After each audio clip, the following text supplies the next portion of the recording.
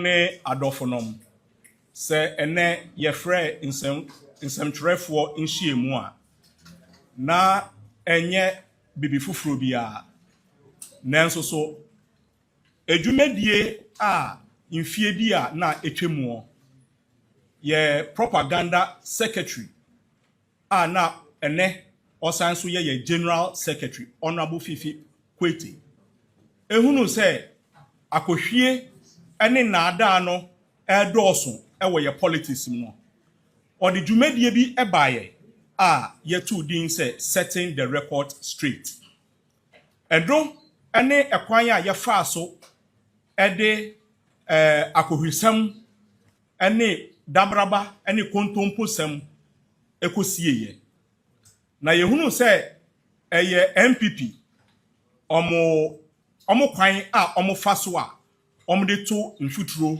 egu Ghanafoɔ eni enunti ehu aba ne sɛ omo asan so ahyase ne nkontompo esem no esese yesan so ede setting the record straight no esan so ebebio abra omanpani kofoɔ enya akwanya ebeye president enyuma a His Excellency Flight Lieutenant General John Rawlings ye nyina no sabe ye de nan etieti aso edi nkontompo sem edi ya se anka NDC din kra ebesei ebeyira nanso so sa setting the record straight no ema yen akwanya ema yema dokre no eda edi 2016 NDC edi nkuguo na yesan so ehun se nkuguo a yedi wo elections mu no na enye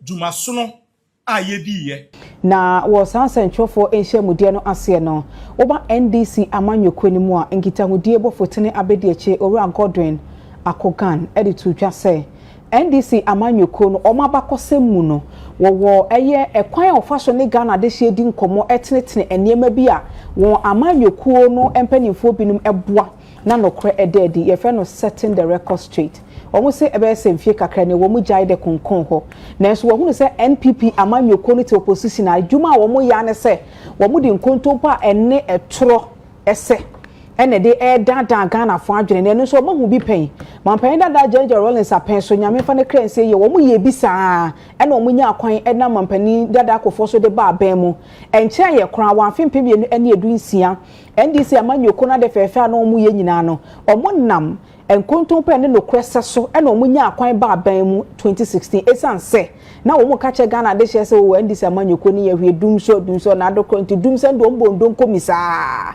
ena Ghana de hye so nti omaba beti ase se wo man fa setting the record straight ni so anton aban nipa oye ama Ghana de hye ante nema bi ase a NPP amanyoko no de propaganda betum futuro egwomamu no ade hye ni tene de wo mo ensoso sansemi ena ne onyujube ye ba bedi emu enkomo kakra ewo ha ye free NDC amanyoko no akacha Deputy Director of Communications ewo bono mantam no emu Owura Abdul Razak Chachas ewo ha sanso ena nyameba Alex Odame NDC MPP amanyoko no oye communication team member ensoso ewo ho mama sha se free Abdul Razak Chachas eho sanse yese de wo kura ne don ena se obomu a oboni yie ema utumiti ase ansa na afoforo won chen no ensoso ahunu se de nemamu esede ekọ in the first bare 1 minute mayenhwe abakosemu setting the record straight no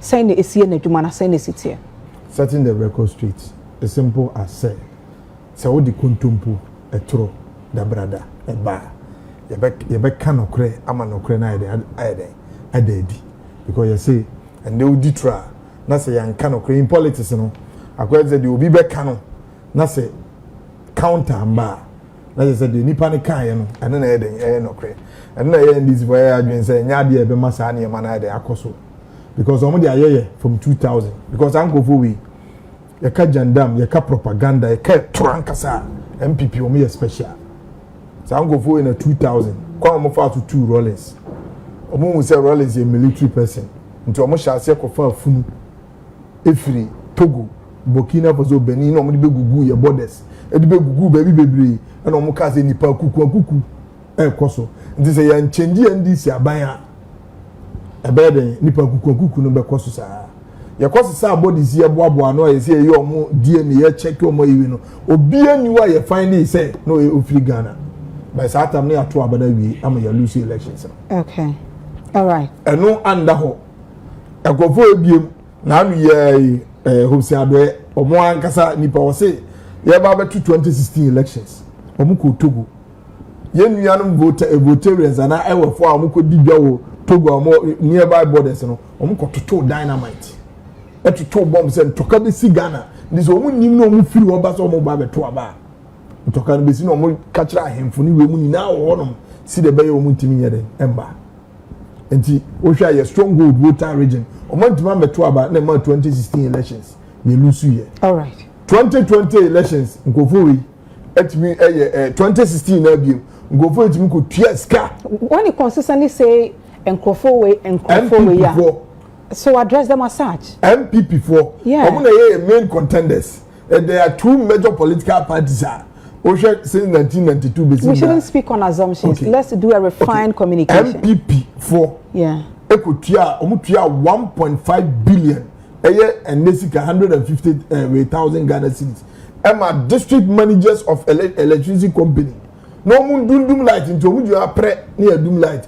Pre enti jo mama ba ye dum so no o ma ye se o mo de sa ne mani bia san ye de na bi hia ye nti san gofo etro da brada eye nsema it seems like eno one o mo de ba power na ansa na Ghana fo no hu ma yiwe but this time ya you say your government so mo ka ewe uzo mo kofa kuku asemba ye anyewe o mo wie no mo so a gold board o mo si gold board aboka eno so no mo kotamba ye se de o mo se hura kwa gosi BOG so a o mo keka sa ansem no editro egu Ghana for so wey na ama NDC say there be I say setting the record straight. Okay. And the point bi o mo de be biara and asem bi o me kwa afa ba bia no enam say e wa aban mu no o say de ye be ya to o mo so be set agenda ama ya yenso ye de anu yie pa e be ewe e be yi o ma no. All right.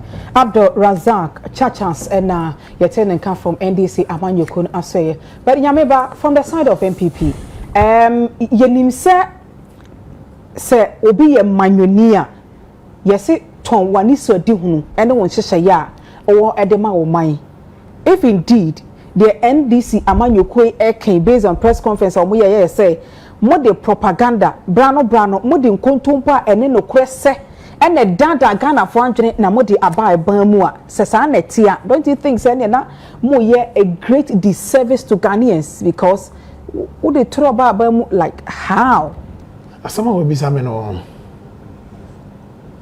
mesre esan se ejutwetre bia wo Israel na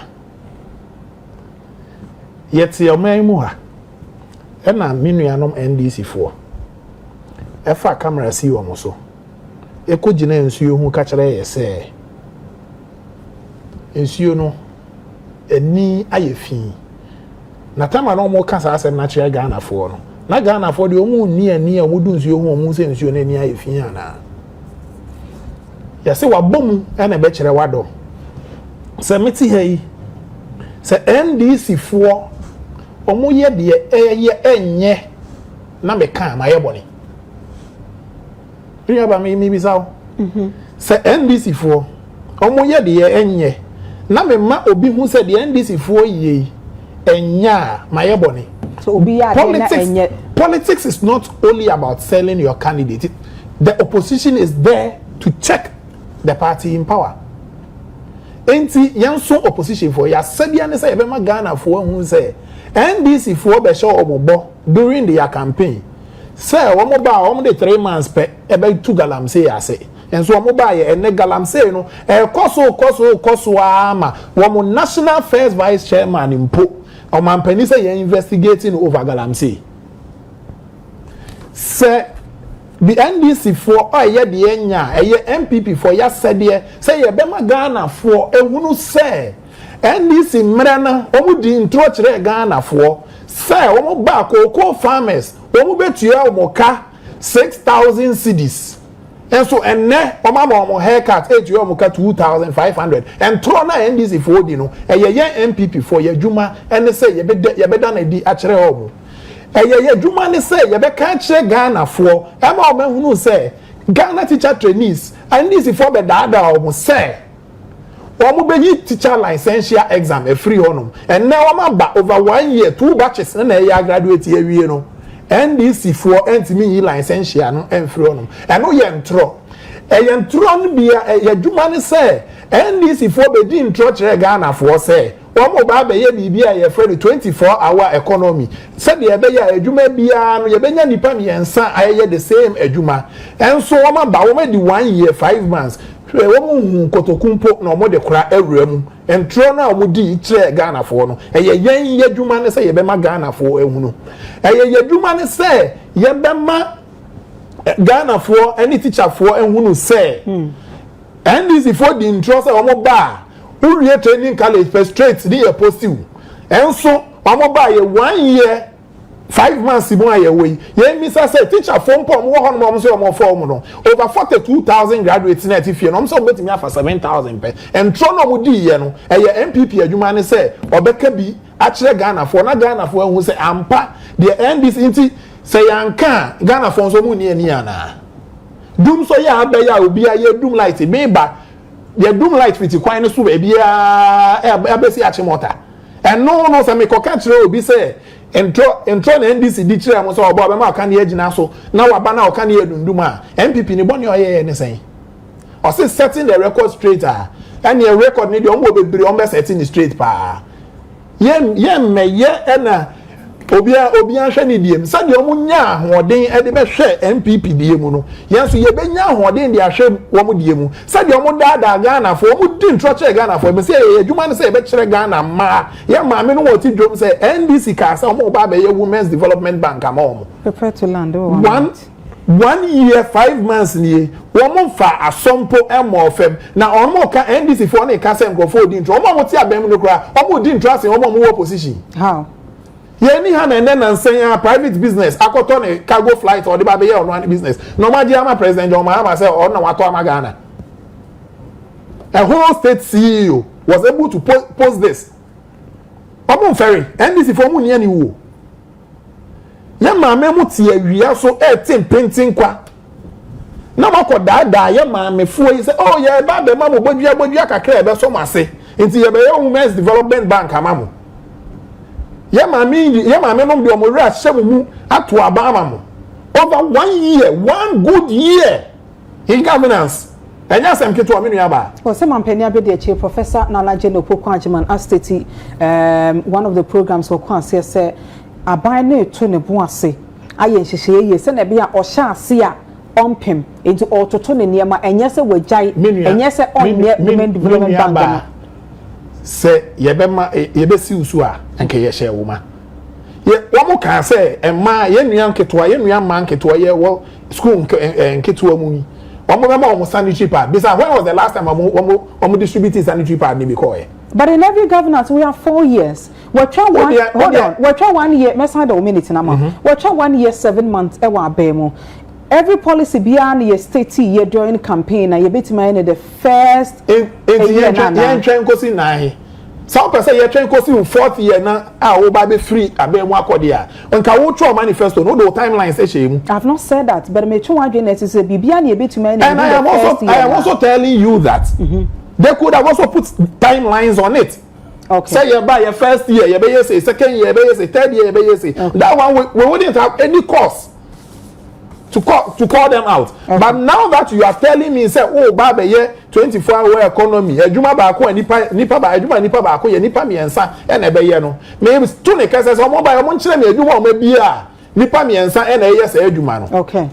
Me da say Nyameba Alex Odamen NPP Amanyoko no communication team member ena no me call NDC Amanyoko no ase Razak wa hase chachas utie Owura Godwin Akogan ne nsamo na oka no at a point me quote no o say omoda era Felix kwachefo so ase say wode accountability series no aba asoafo a osomu abamu enam saa kwan ne so kogina ho kobunkonta emiyehunu de ekoso e wo ma so e wo se eye pa nemom setting the record straight in a purposely for any political conversation, political talk, political untruth, anaasɛ propaganda biara no a the opposition party ɛde bɛba no ehia a political response ɛna ɔmo de aba nti ɔmo bɛgyina aka ɛyɛ wei sei ne so setting the record straight ne so ɛna ɛde ama political response sɛ yɛ bie mu a political response on the side of the gold board, political response on the side of the cocoa issue ɛne deɛ hia. I mean, answer na meba when Zemzemi nua onyameba. Em say senka your friend Bronsam ban anaju ya ke pa because Catch up 5 minutes. And kontompo ene dada na ye kan bia na wa sha se pedu. Mpacho Ghana ha ye to aba. Mandate the ma presidency and ega me man say. The man for 4 years. 1 year 3 months ene ye twa. And then ya ti aban and then what ye set it. Uncha 1 year 3 months. But they correct one at once. 1 year 3 months. And ye di our baimu. Until 1 year 3 months na ye di no abaimu no. I seem say the 4th month ye wo mu ye gu so ye push ye go ye. Ko abo be wu no wu ye mfe dwamfu no. Until 1 year 3 months na ye twa no. And am go for ye ka say your promises are ye make ye no. Ye fulfill ye na. How do you say that? Because so ye 4 years mandate nimba ye. What here kasa de ya kan ye nye ye ditro so obi oditra and Dr. Mahmoud Bawumia or your license liar on your man special licenses so you fan ditro. He's a big liar, a political scammer. Why the man? Okogo Boshim the most political liar in Ghana. Some people buya common for Dr. Mahmoud Bawumia ambassador flag by them. They don't respect us. They take us for granted. It is a pobi on kanokre, a pobi ditro. Dr. Mahmoud Bawumia was special licenses. He's just a political scammer, an intellectual fraudster, and he will be deceived. He's a confidence trickster. So now back to my question. And it's a promises now you say, and then NDC by you say economy, you better manage economy. Until you left an economy of 23.4%, and then economy now you will inflation of 23.4% and the inflation here 3.4%. That is the promise we made to the Ghanaians. We are fulfilling our promise. You buy the dollar to the city was almost 15 Ghana cedi. And then 10.2 and I promise I have fulfilled. At a point near top diesel 23 Ghana cedi. And then diesel about 15, 16 Ghana cedis. And then I promise they promise Ghana for say nursing training allowance. You promising teacher allowance, but you promising free no fee stress. Then patro and that you promising big push. And then these are the promises. You promising free tertiary education for people with disability. These are the promises. I hear 100 days. You can say you the 60 ministers and I beg in this country. And that you the 54 ministers 1 year 3 months. If you have anything, call for the NDC. We have done well. 4 years mandate, no, the 125 ministers. What economy did you leave? Say economy in Jinan and I. So how do you expect for all these things I want to work economy first, the bread and butter issues. This way, the only switch. Some company there. Yeah. The job on 1 Ghana cedi. Because say 126 ministers only this way concern. From this way, from 1 Ghana cedi to 4 Ghana cedi. That is what you did. That is your scorecard. And not na eka masem. And you say manage economy, my economy ni jinan and ISO. This is what we are doing. And the economy ni jinan and ISO. Let's say in ISO. That is when I bet my day. I take you off. Until now companies will groom her. Big pen. Dark and Lovely, Game 360, all these companies were operating in this country because of bad management of the economy. And they are more confident about Kruma. No single scandal. Eurobond, 1 person will cry in Kojibi. But economy ni jina ni naiswa. Companies dimi keba Kruma. The economy is setting area. Or say, you can say, kuku for or they say 6,000. Omunda de ntia make say onyame ba ne ndani ni din no ne enye no ebia sebi me pese me use ye ntimi use say din ni mo dipa Efana John Dramani mama abaye when we are making statements also copy statement no that time not what say world price ne saying you can say world price of what say 8,000 and 10,000 omudina was so makoko biani no 6,000 Ghana cedis by year time no what is the FOB price So World Bank price near saying yes, 60% is not the same as what is 6,000 Ghana cedi. It is all setting. Remember setting the record straight, you know. And you come you because you move for 12 contemporary. Yes, 60% of the FOB price. Nobody says that. And the FOB price, you know, the 60% was what we were saying. Saturday moment we have only 3,000 Ghana cedis, you know. Then do the 60%, and the mama buys or bar. Not say all things being equal in economics. So the beer genetic system would be you have almost 60% of the FOB price. Okay. That is the statement we make. All right. MPP are buying. MPP are buying.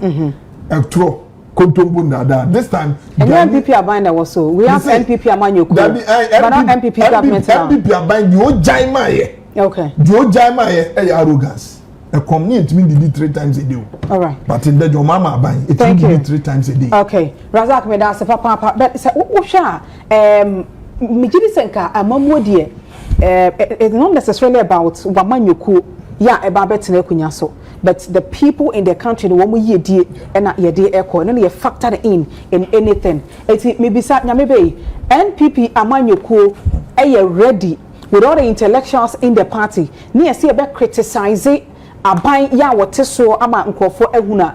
Why must we lie if any? Me da wase.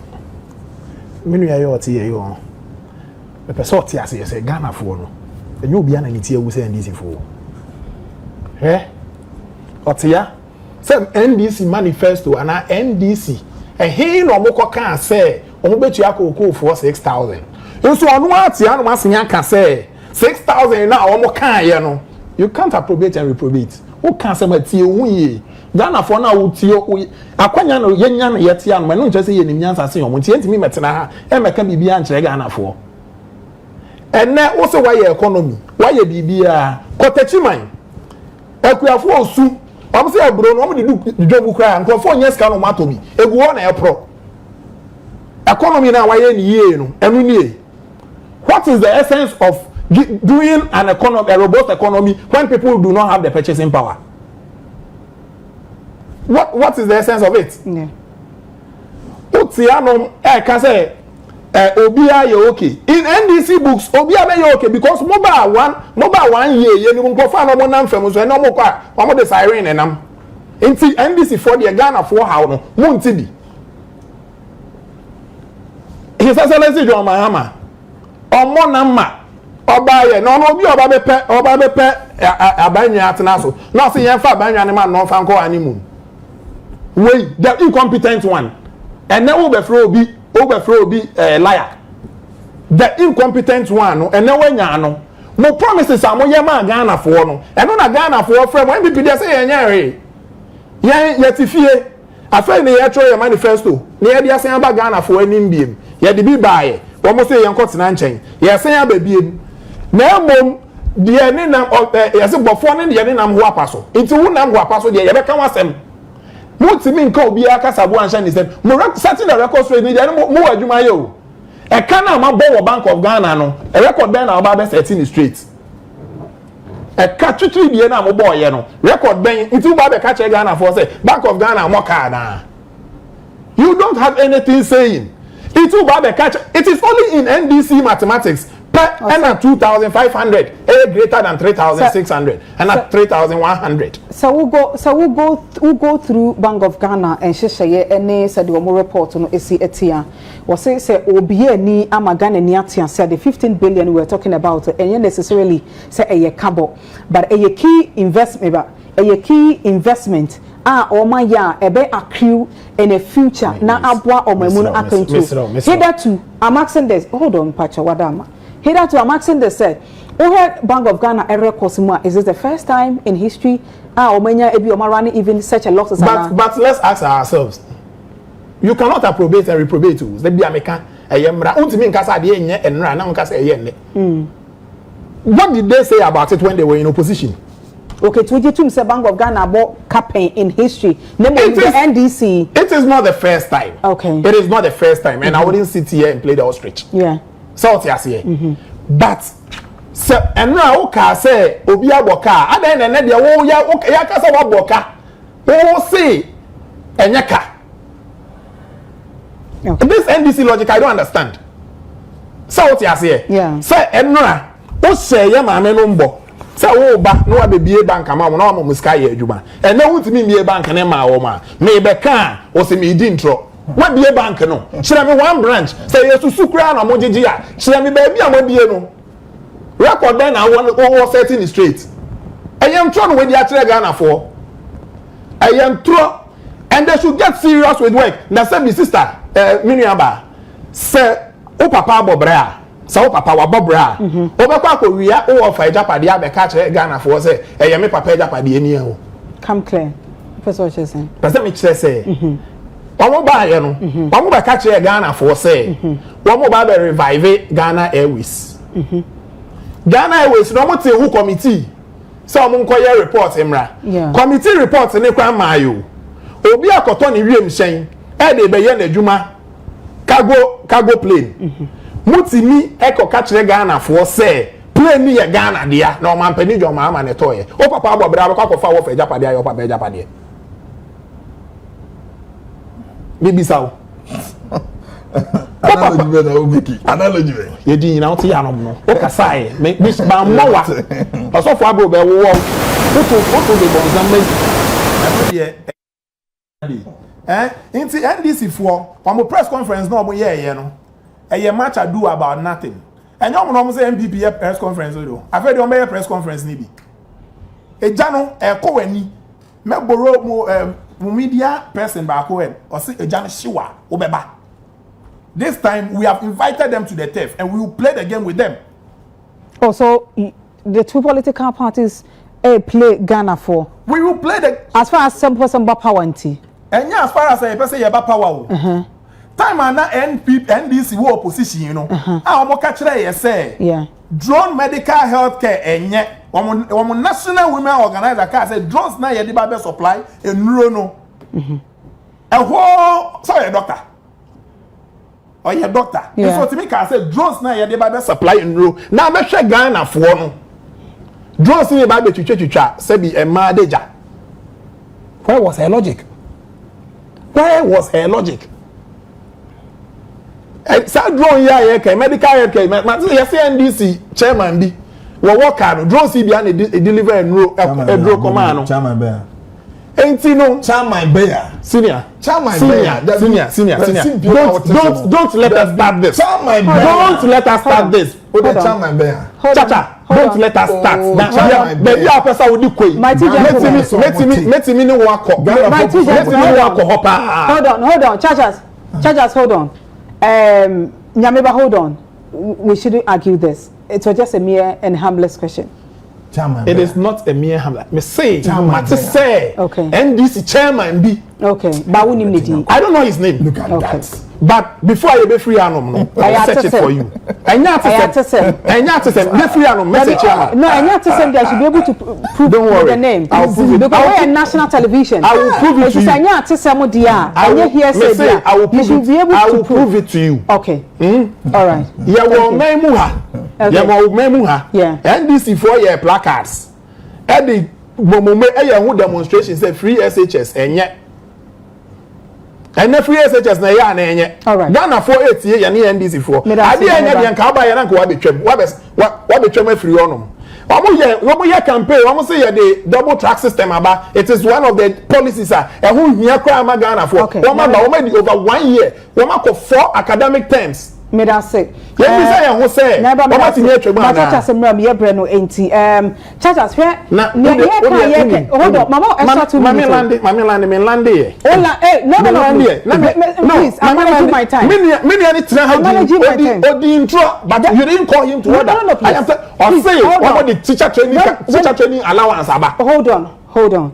When teacher training allowance say family Nyameba please. Answer me. That be you try teacher training allowance. When you convenient time e dey akasa edru obi so ampacho ma yenye adwuma na yen talk papa. But churches na be bisa say to the bia mo amanyefo no mo kasa eyi mu ba e me yete asese ase man kan we ya Ghana for ehun se me na metumi aye without wo kra wo nim se wo ba betena wade no enye sa enete ade na sese baby ye dri e wo ya manyo semi e wo ye kabi mami nkabi mu no je se ye tena se hye bibi e ka se te sei ansa na ye gidi se na Ghana de hye begina so ato abade amaye performance no ade ye count bi wa na ocho de na ye kan ya NDC aban kan ya ye ntimi o si Women's Development Bank ye kan ya dada ye maame no on say de bia on parking kan sa on March 11 2025 Dr. Kilsate Forsen the Ghanaian government allocated 51.3 million as seed money for Women's Development Bank.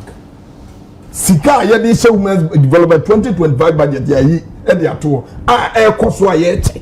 Also see Women's Development Bank. Where all say on pay akenkan ya, on say tro no mudi no, jandam tro no. Seed money ya yi 2025 Women's Development Bank is ongoing. And yes, you could see bank in so and tell me, say, well, MPP throw contumbo dadano. We will see your mama incompetent. What do I say? Your mama incompetent, or you incompetent to Kurano. Dr. Mamu, Sidinai hata. Sidinai hata, that's in here for organizations. Dr. Mahmoud Baumia, the competent one, no, was say, what I arrest this city, no, this Safwana, my IGP. That's in here for what you call 17 Ghana City. Your mama is incompetent. John Dramani Mama ja inflation more 15.4. Who the inflation go 54 and the Basadi by 23. John Mama is incompetent. John Dramani Mama cannot Ghana dini nada. Nay or say 120 billion. Mobile Tamo Kano echo almost 800 billion. That is incompetence for you. And now you tell John Dramani Mama time. Motama Moya Muko you 126 ministers.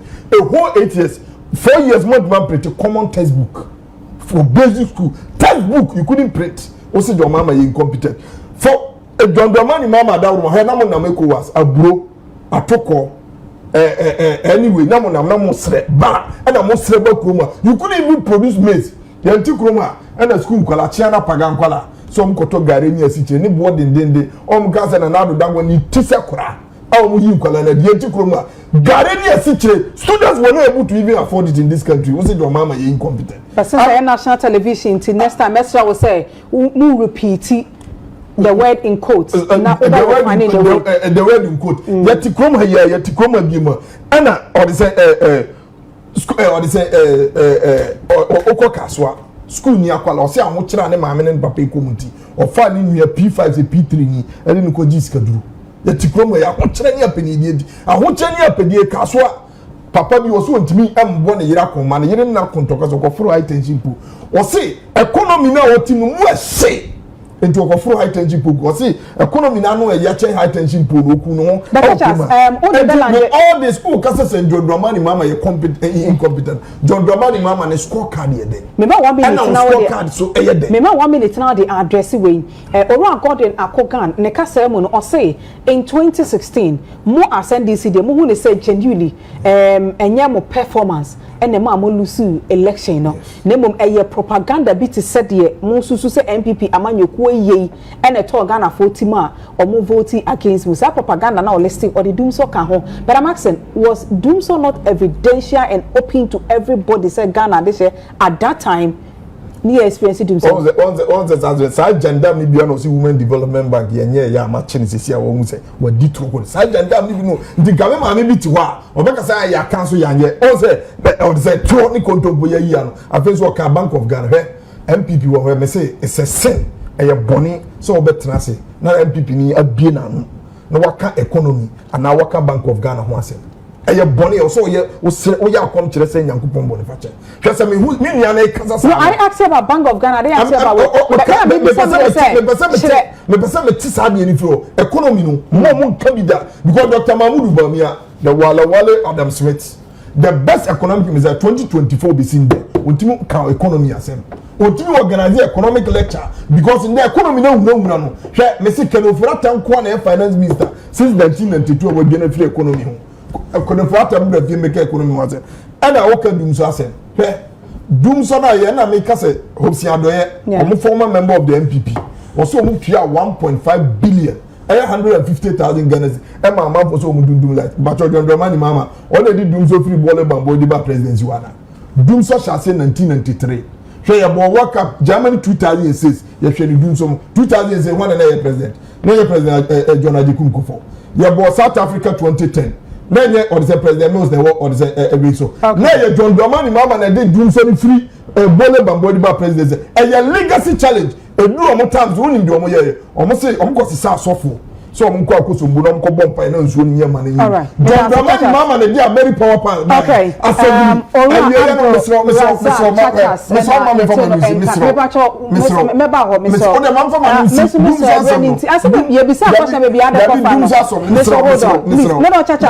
let's make progress. Let's make progress. Also, platform we opposition. Oh no, please. Platform na me land. You are doing business, Pacho, Mr. Wadaroma. Okay. Nyameba, yensha, yakoye nimwi. Awe amanyo semu, baby yabe dream. Today be ebe say yana. Ebe say do be kan. It's only propaganda, and so we need to give this response. And say yana ebe no ana. We didn't drop. I mention answer. And yes, I'm ready. We didn't drop. Mr. I mention no. Or say, finance minister, Emma seed money of 51 million cedis. Say Yenfanko be women's development bank. The minimum capital requirement to open a commercial bank in Ghana here, Bank of Ghana. Ghana have 400 million cedis. Into so obi 51 million. It's me be a bank. Susu company, me say maybe me metena ha no mo mekanchira me metena ha mekanchira o say bank no bie na mom una also we bie bank una ma me ada o ma me ewu na so wada aduane no ekomo dewa obeji ni obemo aduane on chira me one of the branch women's development bank on chira me one branch ha o ma bie e wo Ghana ha no on chira me ba ko pe enne me no ti we enne me no ti we koko board attack afọ koko wa mu ntini ntu o muka jo ma ama mne so kwa no moto koko ya o moto akuafo koko o ntini anya den entu o muka enne yet o memu a he is talking about doom so he has no shame. Just look at this. Ko Facebook se see ya en kolamiensa o mienu o mewie secondary school ableku ma he ya eja hye o mo because of doom so o mo koso generator e de akosua de because of doom so niti o mewu mo nwin Ghana for ho Ghana for ayam hye ne printing kwa na o mo te no mo nwin o mo ho mo nwin o mo record setting the record straight yen ne be set record na mamo ye best set record no amamu na o be ka jo mama the incompetent one the oboni dia na obi say incompetent e no na o ba be ka wa ha okay e dan se papa ye de adwuma che de gida eso so embassy e wa ha say na so the woman relax the woman ko bi wakobe 2 minutes me go no hold on I'm only wrapping up so just hold on okay ye de adwuma de no enyina ebesi aber ansa na ye be kon the next 30 seconds churches yes sorry with all this criticism, propaganda, jandam, you find it okay? Oh, you can Women's Development Bank. I see a babaya. The year can and say, yeah, my capital. Entity the Albania. Or the government has announced a fresh 401 million capital injection into the Women's Development Bank. You are lying. You are lying. You are lying. What are 401 million injection into the Women's Development Bank to expand access to affordable finance for women own micro and small medium. Okay, that's Papa. Did you ready any ACL?